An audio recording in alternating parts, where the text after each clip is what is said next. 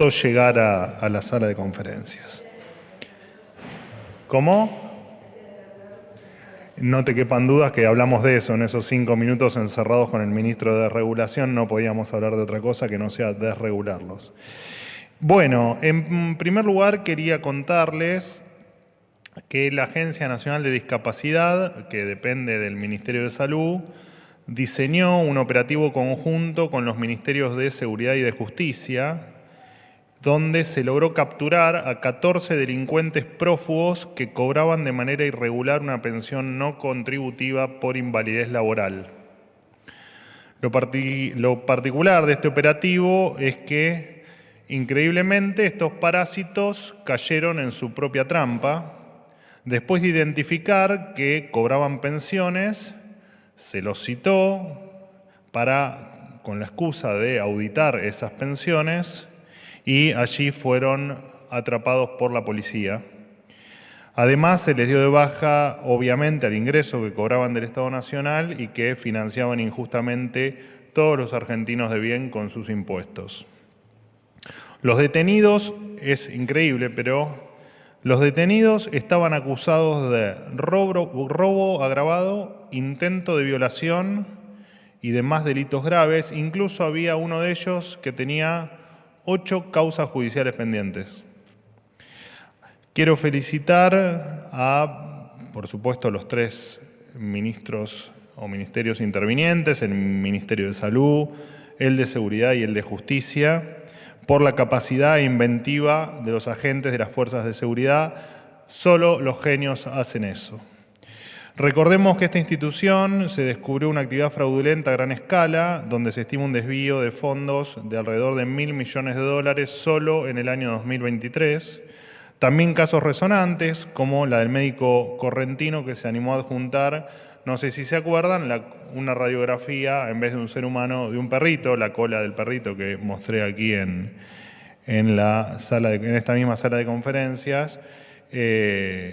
O el caso fraudulento en Chaco, donde el mismo médico presentó una misma radiografía de hombro para 150 pacientes diferentes. Los contribuyentes no tienen por qué sostener con su esfuerzo a delincuentes, porque en definitiva son esos, independientemente de que estos tengan causas judiciales y que merecen o merecían estar tras las rejas. La verdad que el que cobraba una pensión por discapacidad sin necesitarla o sin merecerla o sin ser discapacitado no es ni más ni menos que un delincuente, que no trabajan, que no producen nada y que encima pretenden vivir del gasto estatal. A partir de ahora, obviamente, los parásitos se quedaron sin su huésped. En otro orden de cosas, contarles que la Agencia de Administración de Bienes del Estado, conocida por ustedes como ABE, va a subastar más de 400 inmuebles y poner a la venta otras 800 propiedades con el único objetivo de reducir gastos innecesarios del Estado. Se estima que estos inmuebles tienen un valor estimado total de $800 millones. Uno de los inmuebles que se va a poner a la venta es la sede central del ya olvidado, pero ex Ministerio de las Mujeres, Géneros y Diversidad, ubicado sobre la calle Cochabamba al 54, en el barrio de San Telmo. La propiedad del ex Ministerio de las Mujeres está tasada en $12,5 millones. Parece que el presupuesto de más de 54.000 millones de pesos en 2023 y los 1.100 empleados del extinto ministerio a diciembre del año pasado evidentemente no han sido suficientes para lograr la supuesta igualdad de género que tanto promovía el profesor Fernández. A la vista están los resultados. Además de las 400 propiedades que se subastan, también se impulsa la venta de los inmuebles decomisados en causas de corrupción y narcotráfico. Desde el 10 de diciembre el narcoterrorismo volvió a tener un enemigo enfrente. Los argentinos de bien merecen recuperar lo que el crimen organizado y los políticos corruptos, que no es otra cosa que crimen organizado, les quitaron. Las primeras subastas de edificios públicos que hoy están subutilizados o que le traen un alto costo de mantenimiento al Estado van a ocurrir antes de fin de año. Entre las propiedades que van a subastarse se incluyen también un edificio que hoy está ocupado por el área de ciberseguridad, que dispone de un predio de 5.200 metros cuadrados para un total de 45 personas, y una propiedad del INTA que tiene 148 empleados en algo más de 3.000 metros cuadrados. Esta medida obviamente apunta a tener una gestión más eficiente de los bienes públicos, además implica ingresos considerables para las arcas del Estado. Las subastas se van a ir publicando progresivamente en los próximos días y todas las propiedades van a estar disponibles en argentina.gov.ar/bienes del Estado. Los interesados, por supuesto, van a poder solicitar información más detallada y deberán suscribirse para enterarse de las fechas de la subasta, así que quien esté interesado y tenga el dinero puede ingresar a esa página que les acabo de pasar. Por otro lado, contarles que la empresa POSCO Argentina inauguró una nueva planta de litio en la localidad salteña de General Güemes, tras una inversión de más de 800 millones de dólares. Esta planta contará con una producción de 25.000 toneladas de hidróxido de litio y se convertirá en la mayor productora de la región. Además, la empresa POSCO ya lleva invertidos 1.600 millones de dólares en la Argentina y en total invertirá 4.000 millones de dólares en todo el proyecto, que hasta ahora generó 4.800 empleos directos e indirectos e implicó un trabajo conjunto con más de 60 proveedores locales. El desarrollo regional se logra con más inversiones, más capitalismo y más libre mercado. Si le han dicho otra cosa, señores, les han mentido. Por último, contarles que el Gobierno Nacional firmará, entiendo que está firmado, hace un rato el decreto que prohíbe que los familiares o cónyuges de empleados estatales que fallecieron ocupen sus puestos de trabajo en su reemplazo. Algunos organismos del Estado, como el extinto o la extinta FIP, el Banco Central, ANSES o Banco Nación, incluyen dentro de sus estatutos normativas que habilitan los cargos hereditarios, un privilegio que la administración del presidente Milei va a desterrar para siempre, tal cual siempre lo dijo, valga la redundancia. Este injusto e insólito beneficio de la vieja política se disolvió durante la presidencia del ingeniero Mauricio Macri, pero fue reinstaurado por el profesor Fernández tiempo después. También se puede ver este tipo de privilegios de sangre en otros organismos del Estado, particularmente en las provincias. Por citar un ejemplo, el Banco Provincia, perteneciente al gobierno de la provincia de Buenos Aires, todavía sostiene esta normativa a contramano del mandato de los argentinos. Este delirio que se está sepultando hoy es parte de la misma lógica que reinaba la Argentina hasta el 10 de diciembre y llevó a encontrarnos en la administración, luego de asumir, con, por ejemplo, empleados en ropa interior haciendo milanesas en alguna cochera de algún ministerio, o choferes que tenían choferes, ¿no? Llegaban de hacer su trabajo de chofer y se subían al auto con su chofer para que lo lleve a sus casas. Este era el delirio que se vivía en Argentina. Se acabó la lógica del Estado como un botín a rifar entre amigos y familiares de una pequeña minoría privilegiada. En la Argentina de las ideas de la libertad, los cargos públicos se asignan por mérito y esfuerzo individual. En esta Argentina, señores, nadie tiene sangre azul.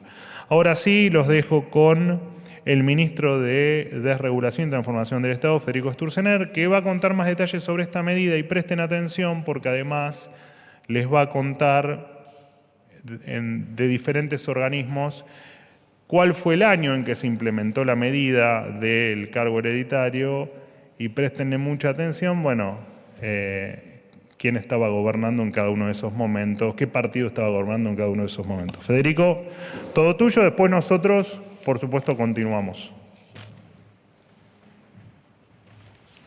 Bueno, muchas gracias, Manuel. Un placer acompañarte hoy para contar un poquito sobre esta medida que impulsa el Ministerio de Regulación y Transformación del Estado. De hecho, está acá el secretario de Transformación del Estado, Maximiliano Fariña. Y la verdad que tendríamos que volver un poquito atrás en el tiempo, ¿no? En 1789, discúlpenme que me voy bastante atrás, en un país que se llamaba Francia, ocurrió una cosa llamada la Revolución Francesa. Y la Revolución Francesa ocurrió porque los franceses no querían que el hijo del rey necesariamente sea el rey. ¿Por qué tenía que ser el hijo del rey el rey? ¿Y por qué el hijo de un zapatero tenía que ser zapatero y no podía ser otra cosa? Por ahí el hijo del zapatero tenía que ser el rey, no el hijo del rey, ¿correcto? Entonces la Revolución Francesa se versó fundamentalmente en eso, en eliminar esos privilegios de sangre que de alguna manera no permitían que una sociedad fuera verdaderamente libre. De eso se trata la Revolución Francesa. Por supuesto que esas ideas llegaron muy rápido al Río de la Plata. Todos nosotros estudiamos en el secundario que la Asamblea del año 1813, uno de los puntos centrales que tenía, todos se acuerdan, ¿no? Los estudiamos en el secundario, era la abolición de los títulos nobiliarios y por supuesto eso después fue tomado por la Constitución Nacional 1853, artículo 16, dice que se eliminan en Argentina cualquier prerrogativa de sangre o cualquier título nobiliario. Imagínense, nosotros estábamos luchando contra el autoritarismo monárquico, casi diría medieval, europeo en ese momento. Sorprendentemente, estos resabios de privilegios de sangre, estos resabios medievales, estos resabios previos a la Revolución Francesa, persisten en estamentos del sector público argentino.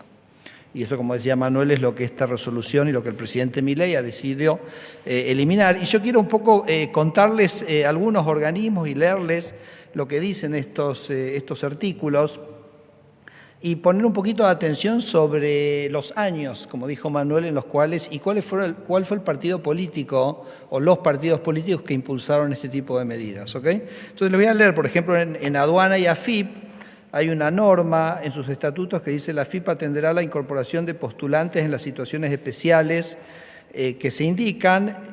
En particular, en el caso de producirse el fallecimiento de un agente, dispondrá en forma inmediata a la postulación la designación de un hijo o cónyuge del supérstite según la opción que ejerzan. La ANSES dice: para el ingreso a planta permanente tendrán prioridad en tanto reúnan los requisitos requeridos para el puesto en igualdad de condiciones con otros postulantes el cónyuge e hijos del personal fallecido en actividad que se haya desempeñado en ANSES, Banco Nación y BCRA. En caso de muerte del empleado en actividad, padre de familia, uno de los hijos que hubiere estado a su cargo podrá optar por ingresar, me imagino que será hijos o hijas, ¿no?, que hubiera estado a su cargo podrá optar por ingresar a la empresa siempre que reúna las condiciones de ingreso establecidas a satisfacción del banco.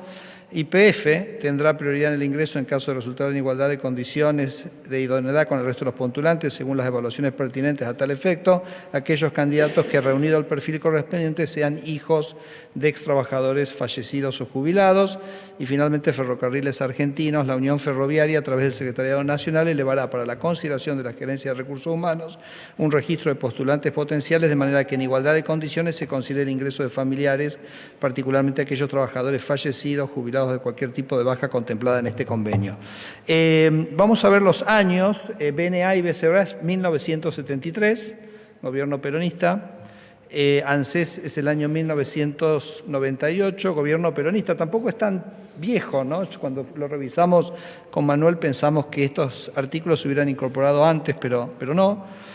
Aduana es de 2008, gobierno peronista, YPF es 2012, gobierno peronista, y Ferrocarriles es 2015, gobierno peronista, ¿no? Entonces, creo que se va perfilando que en Argentina, digamos, hay dos visiones, ¿no? La liberal republicana y la medieval de la casta, y me parece que acá queda perfectamente tipificado, bueno, quiénes son los medievales de la casta, ¿no?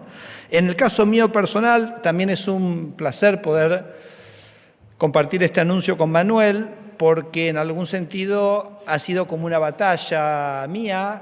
Yo durante 6 años fui presidente del Banco Ciudad, ahí nosotros impusimos un régimen de ingreso meritocrático para el ingreso de personal. Tuvimos 24 paros en contra de la igualdad de oportunidades, en contra de los principios de la Revolución Francesa, donde, digamos, de alguna manera se defendían estos privilegios hereditarios. Y la verdad que cuando uno habla con los presidentes del Banco Central posterior, muchos básicamente dicen el cambio más importante que ocurrió en tu gestión fue justamente el régimen de ingresos, porque pasaste de un régimen de privilegios a un régimen meritocrático, y eso verdaderamente con los años fue transformando el Banco Ciudad de una manera muy, muy profunda, y por eso creo que yo en gran medida el Banco Ciudad tiene la solidez que ha mantenido desde entonces. Y en el caso puntual del Banco Central, yo me encontré que nuestro estatuto tenía una cláusula que era que si la que les leí, ¿correcto? Que si se fallecía un empleado, tenía que dársele, digamos, una vacante a alguno de sus hijos o cónyuge. Y nosotros lo eliminamos eso, lo eliminamos del estatuto, tuvimos un dictamen jurídico que escribió en ese momento el procurador, que era Bernardo Sarabia Frías. De hecho, María Ibarzábal, que trabaja con nosotros, participaba de ese grupo en ese momento, y básicamente lo que dijo ese dictamen era que estas cláusulas, porque la verdad que no lo hemos dicho, Manuel, pero son claramente no constitucionales, son anticonstitucionales, pero de manera flagrante, de manera evidente, por lo que hablábamos antes, y entonces en función de eso avanzamos en la eliminación de eso. Y debo decir que después la gestión de Alberto Fernández, tan hipócrita, ¿no?, en tantas cosas como vos recién mencionabas en otros ámbitos, Manuel, volvió a incorporar. O sea que en el Banco Central, yo les dije 1973, pero podría decir no solo 1973, sino también 2022, gobierno peronista, nuevamente defendiendo los privilegios de unos pocos, los privilegios de la casta, y me parece que el presidente Milei viene a desterrar una sociedad con privilegios para pocos en aras de la libertad para muchos. Así que nosotros muy contentos de poder ser parte de este anuncio, de ser parte de este cambio.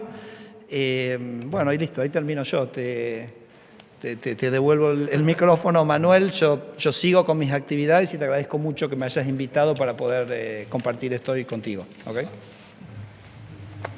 Gracias. Bueno, gracias al ministro de Regulación, Federico Sturzenegger. Y bueno, quedo abierto a preguntas. ¿Qué? ¿Hoy hay más gente que lo habitual o me parece a mí? Bueno, vamos. Buen día, Manuel. Cecilia Camarano de Ámbito. ¿Cómo andas, Cecilia? Bien, ¿cómo ¿Todo estás? bien? Quería preguntarte sobre la venta de inmuebles que anunciaste al comienzo. Quería saber, esos fondos a qué van a ser destinados. Y también hablando sobre fondos, durante la gira de Luis Caputo por Estados Unidos se anunció el desembolso en cuotas de más de 8.000 millones de dólares, ya que no hubo detalle del destino de esos fondos, si tenías conocimiento sobre a qué se iban a destinar, valga la redundancia. Y en segundo lugar, esta semana también en un comunicado oficial se nombró a las Islas Malvinas bajo su incorrecta denominación británica. Quería saber si ya se identificó a la persona que lo hizo y cómo queda la canciller Diana Mondino en este contexto, sobre quien también pesa un pedido de juicio político en sus espaldas. ¿Cómo está el vínculo con el Ejecutivo? Gracias. No, ¿te respondo todas las preguntas o vas a elegir alguna? Pero bueno, después lo agarran al ministro. Si ustedes están ahí en el patio de las Palmeras y nos taclean a todos ahí, les contestamos lo que gusten. Con respecto a la última pregunta, el problema no radicó en Cancillería, el problema radicó en el Ministerio de Defensa y se han iniciado sumarios a todos los involucrados del principio a fin en pos de efectivamente encontrar al responsable. Entendemos que hay un único responsable. Cuando se lo encuentre, se lo despedirá, por supuesto, como corresponde. No vamos a permitir esto que tiene un montón de caracterizaciones, pero al menos una falta de respeto para todos los argentinos. Es cierto que esa definición, utilizando el nombre británico y el nombre argentino, digamos, Falklands y Malvinas, se utiliza solo en determinados ámbitos como el de la ONU para mostrar que el conflicto está efectivamente abierto, pero para nosotros el único nombre que existe es Malvinas, así que efectivamente el responsable va a tener las consecuencias correspondientes. Con respecto al resto de la información, todavía no la tengo, todavía no me he visto con el ministro Caputo, por lo tanto me quiero interiorizar cuando lo vea de los detalles. Y con respecto a la otra pregunta que me hiciste, el destino de los fondos de los inmuebles que vayan efectivamente liquidándose o subastándose del AVE, en principio remarcar que el objetivo principal, más allá de la recaudación a la que haces referencia que pueda generar, es dejar de gastar dinero permanente con respecto al mantenimiento de esos edificios, y cuando tengamos efectivamente el destino de los fondos se los vamos a comunicar. Todavía no está oficializado eso, así que cuando lo tenga se los comunicaré. Buen día, Manuel. Eduardo Menegazzi para ¿Cómo andás? Infobae. ¿Qué tal? ¿Cómo estás? La primera consulta es respecto a unas declaraciones que hizo la dirigente de la coalición cívica, Elisa Carrió, hoy por la mañana. Dijo que Milei está jugando con fuego y si Cristina le gana a la provincia, se cae el gobierno. Quería preguntarte qué opina el gobierno sobre estas declaraciones y si finalmente el presidente decidió elegir a Cristina Kirchner como la opositora o la candidata de la oposición para las próximas elecciones. Gracias. Bueno, en principio nosotros no elegimos a los opositores. Los opositores, mal que no parezca, se eligen entre ellos. Y las declaraciones de la doctora Carrió, hay que preguntar a ella por qué lo dijo, si tiene información de alguna especie de golpe de Estado en caso de que ocurra determinado episodio en la provincia de Buenos Aires, y es un tema que corre por cuenta de la doctora Carrió. Dudo que hoy en esta Argentina alguien esté pensando en el fin de un gobierno en virtud de que se gane una provincia por una u otra persona, ¿no? Cuando incluso hoy en la provincia tenemos un gran opositor como es Axel Kicillof, donde más allá de su temerosa gestión en términos de resultados, bueno, también es un opositor férreo al gobierno y no ha pasado absolutamente nada. Así que me parece un tanto tremendista lo que marca la doctora Carrió. De todas maneras, repito, hay que preguntarle a ella qué es lo que quiso decir, porque tal vez, como ha pasado otras veces con la doctora Carrió, que no siempre lo que dice después tiene un correlato en la realidad, tal vez este sea un caso similar.